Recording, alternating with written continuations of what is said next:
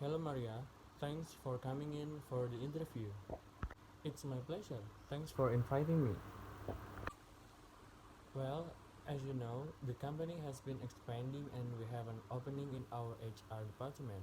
We are creating a new role for someone to lead our training and development within the company. Yes, I very much think that my skills and experience are a good fit for what you are looking for. That sounds great. So, your CV looks strong.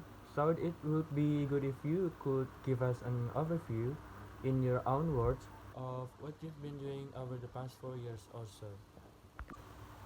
Well, in my first job 4 years ago, I was working for a small HR services provider which offered HR services, including LNG to corporate clients.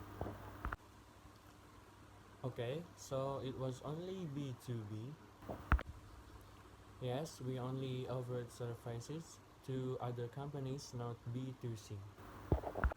Right, and it says here you then left that company about 3 years ago.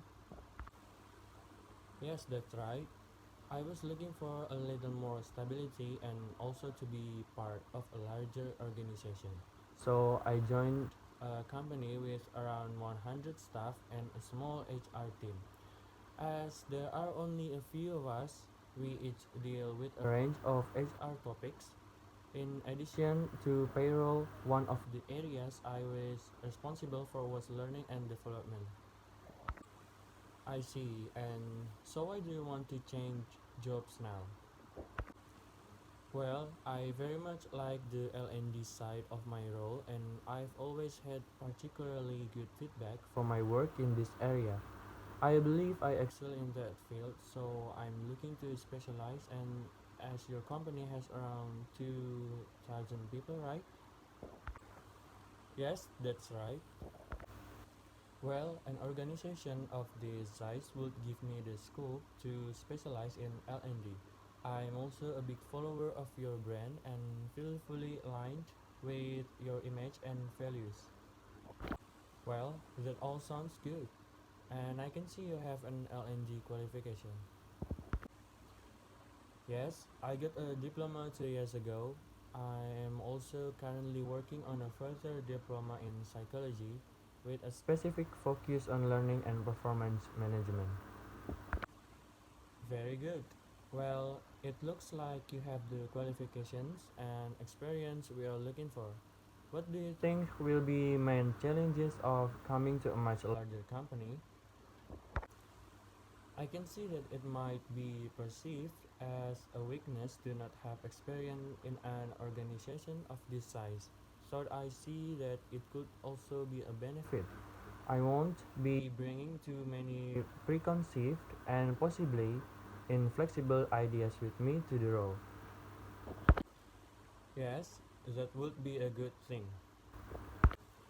Also, I'm used to taking a very personal approach to employee development. I realized that such an approach with 2,000 staff members will have to happen in a different way. But I bring many ideas with me that can be replicated on a larger scale. I see what you mean. Right. So do you have any questions for me? Hmm, I think we've covered many of the areas I had wanted to address. I have two quick questions though. Go on. Who would I mostly work with on a daily basis? Well, there's the HR manager who you would report to, and then the HR team, which currently has 6 people in it. There's usually an intern or two who you can get some support from also. Okay, thanks. That's all really clear. And my other question is how performance in this role will be measured. What does success look like? That's a good question. As you know, we have a performance management system in place, and from that, we have identified some learning and development needs within the organization. But we haven't devised a strategy. Your role would be to devise and then successfully implement this strategy. Thank you, that sounds interesting. Great, so thanks again for coming in today. We will be discussing our candidates next week, and then I will get back to you by the end of the next week to let you know the outcome. Thank you for your time. I'd welcome the opportunity to continue discussing this role with you.